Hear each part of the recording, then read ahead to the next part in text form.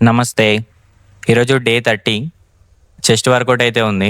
So, first జిమ్‌కి వెళ్ళగానే warm చేసుకొని వర్కౌట్ అయితే పుషప్స్ తోటి స్టార్ట్ చేసినాం. సో, ఫస్టు మన టార్గెట్ వచ్చేసి 100 పుషప్స్. సో, అవి కంప్లీట్ చేసుకొని నెక్స్ట్ వర్కౌట్‌కి అయితే వెళ్తాము. సో, పుషప్స్ ఎందుకంటే పుషప్స్ తోటే నేను నా ఓవరాల్ చెస్ట్‌ని యాక్టివ్ చేయగలుగుతాను.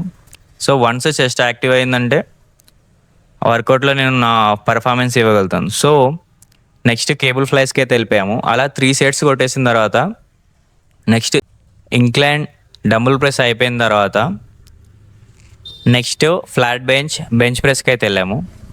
సో ఇవి 3 సెట్స్ కొట్టేసిన తర్వాత నెక్స్ట్ పుల్ ఓవర్ కొట్టేసి వర్కౌట్ అయితే కథం పట్టించినాం. సో మీరు వర్కౌట్ చేస్తున్నంతసేపు మీరేం ఆలోచించాలి అంటే మన మైండ్ మజిల్ కనెక్షన్ అనేది మిస్ అవ్వకుండా చూసుకోవాలి. వర్కౌట్ ఎలా ఏదో చేస్తున్నాం అన్నట్టుగా కాకుండా మైండ్ని మజిల్ని కనెక్ట్ చేస్తేనే మీకు గ్రేట్ రిజల్ట్స్ అనేవి వస్తాయి. సో వర్కౌట్ చేసేటప్పుడు అదొకటి మీరు మైండ్లో పెట్టుకొని వర్కౌట్ చేయండి. చలో నమస్తే, నెక్స్ట్ డే కలుద్దాం.